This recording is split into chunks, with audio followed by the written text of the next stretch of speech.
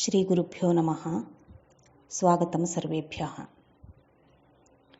ध्वन्यालोकस्य प्रथमकारिका काव्यस्यात्मा ध्वनिरिति बुधैः इत्यादि यद्वर्तते तस्याः कारिकायाः पदपदार्थाः अस्माभिः पूर्वस्मिन् पाठे दृष्टाः। इदानीं तस्यां कारिकायां ये विशेषविचाराः सन्ति तान् इदानीं पश्यामः। प्रथमतया काव्यस्वरूपम्। कस्यचिदपि काव्यशास्त्रीयग्रन्थस्य प्रयोजनं काव्यस्वरूपप्रतिपादनमेव भवति। तच्च काव्यस्वरूपप्रतिपादनं काव्यस्य प्राणभूतं तत्त्वमधिकृत्यैव प्रवर्तते। अत एव काव्यशास्त्रीयग्रन्थेषु काव्यस्वरूपप्रतिपादनं भवति। काव्यलक्षणपरत्वादेव अयं लक्षणग्रन्थः इति उच्यते। मम्मटाचार्यः सम्पूर्णं काव्यप्रकाशं विलिख्य अन्ते एवं लिखति, सम्पूर्णमिदं काव्यलक्षणम् इति। ध्वन्यालोकोऽपि काव्यप्रकाश इव काव्यशास्त्रीयग्रन्थः वर्तते। तस्मात् अत्रापि काव्यस्य स्वरूपप्रतिपादनमेव लक्ष्यभूतम्। किन्तु अत्र काव्यस्य स्थाने काव्यात्मभूतस्य ध्वनिशब्दस्य प्रयोगः क्रियते। प्राधान्येन व्यपदेशाः भवन्ति इति न्यायात् अत्र नाम ध्वन्यालोके काव्यस्य कृते काव्यात्मभूतस्य ध्वनेः व्यपदेशः भवति। आत्मना विरहितं शरीरं यथा निष्प्राणं भवति तथैव ध्वनिविरहितं काव्यमपि निष्प्राणमेव इति ध्वनिवादिनां सुस्थिरं मतम्। तेन ध्वनितत्त्वं नाम काव्यस्य स्वत्वमेव इति सिद्ध्यति।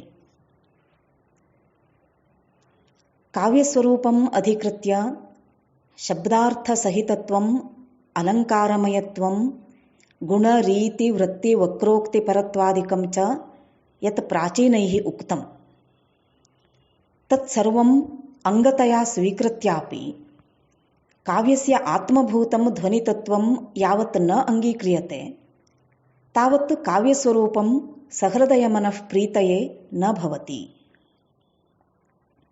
तस्मात् अत्र ध्वन्यालोकस्य प्रथमकारिकायां पुनः तद्वृत्तिभूते व्याख्याने च श्रीमदानन्दवर्धनः काव्यसर्वस्वभूतं ध्वनिमेव प्रतिपादयितुं प्रक्रमते। तदनुसारेण अत्र प्रथमकारिकायां काव्यात्मविषयकं ध्वनिसमाम्नायं संस्मृत्य तद्विरोधिनाम्, अभाववादिनां, भाक्तवादिनाम्, अनिर्वचनीयवादिनां च मतानि उल्लिख्य विरोधिमतनिराकरिष्णुः ग्रन्थकारः आनन्दवर्धनः ध्वनेः स्वरूपं सन्दर्शयितुं प्रतिजानीते। सा इयं ध्वन्यालोकस्य प्रथमा कारिका, काव्यस्यात्मा ध्वनिरिति बुधैः इत्यादि कारिका। इयं कारिका मन्दाक्रान्ता छन्दसि वर्तते।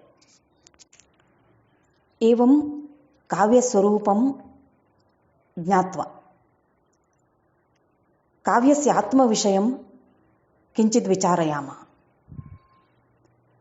काव्यस्य आत्मतत्त्वम् अधिकृत्य संस्कृतकाव्यशास्त्रे 6 सम्प्रदायाः प्रवर्तिताः इति पूर्वं ज्ञातमस्माभिः। तत्र सर्वप्राचीनः रससम्प्रदायः भरतमुनेः नाट्यशास्त्रे प्रवर्तितः। न हि रसादृते कश्चिदर्थः प्रवर्तते इति नाट्यशास्त्रीयं वचनं वर्तते। तेन रस एव काव्यस्य आत्मा इति सिद्ध्यति। अलङ्कारसम्प्रदायस्य प्रवर्तकः काव्यालङ्कारग्रन्थकारः भामहः इति स्वीक्रियते।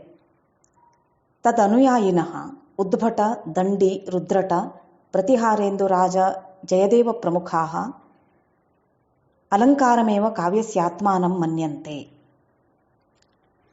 जयदेवः चन्द्रालोके लिखति, अङ्गीकरोति यः काव्यं शब्दार्थावनलङ्कृति, असौ न मन्यते कस्मादनुष्णमनलं कृति इति।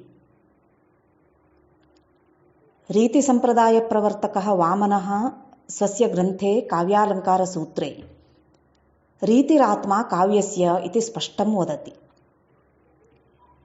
वक्रोक्तिसम्प्रदायप्रवर्तकः कुन्तकाचार्योऽपि वक्रोक्तिजीवितम् इति काव्यशास्त्रीयं ग्रन्थं विलिख्य तत्र वक्रोक्तिं काव्यस्य आत्मानं साधयति।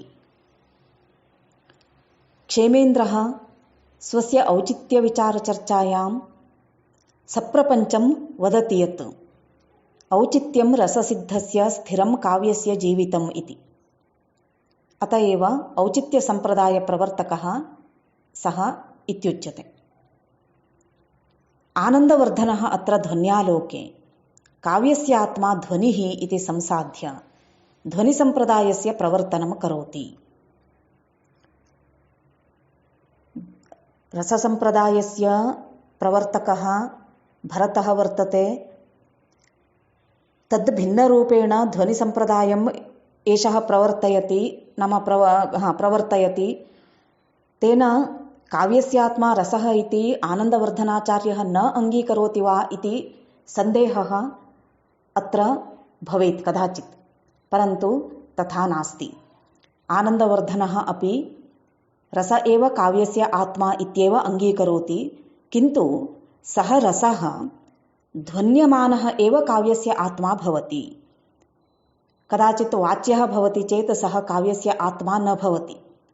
ध्वन्यमानः रसः, तथैव वस्तु अलङ्कारावपि ध्वन्यमानौ काव्यस्यात्मा भवतः, तथापि आनन्दवर्धनस्यापि आग्रहः तत्रैव अस्ति यत् रसः काव्यस्य आत्मा, परन्तु ध्वन्यमानः रसः इत्युक्ते अग्रे यत् सः स्पष्टयति रसध्वनिः इति, तदेव काव्यस्य आत्मा इत्येव अस्यापि मतमस्ति। अतः आनन्दवर्धनः काव्यस्यात्मा ध्वनिः इति प्रतिपाद्य रसः काव्यस्यात्मा इत्येतस्य विरोधी वर्तते इति सर्वथा न चिन्तनीयम्। रसः एव काव्यस्य आत्मा, किन्तु सः ध्वन्यमानः भवेत् इति अस्य आशयः। एष विषयः अग्रे तु अत्यन्तं स्पष्टं भवति ध्वन्यालोकस्य अध्ययनेन। एवं यः ध्वनिः काव्यस्य आत्मा इति कथ्यते, स ध्वनिः ध्वनिप्रस्थानस्य प्रवर्तनात् पूर्वं काव्ये आसीद्वा न वा इति प्रश्नः। न आसीत् इति कथमपि वक्तुं न शक्यते। आसीत्, न केवलम् आसीत् किन्तु आत्मतया एव आसीत् इति स्वीकारे पुनः प्रश्नः भवति, यदि ध्वनिप्रस्थानप्रवर्तनात् पूर्वमपि ध्वनिः काव्ये सर्वोच्चतत्त्वरूपेण आसीत्, तर्हि तथात्वेन तदुल्लेखः कैश्चिदपि पूर्ववर्तिभिः किमर्थं न कृतः? एतस्यैव प्रश्नस्य उत्तरं ध्वनिकारः ध्वन्यालोकस्य प्रथमकारिकायाः प्रथमे पादे लिखितवान्। काव्यस्यात्मा ध्वनिरिति बुधैर्यः समाम्नातपूर्वः इति। अत्र समाम्नातपूर्वः इत्यस्य तात्पर्यं किमस्ति इति वयम् अग्रिमपाठे पश्यामः।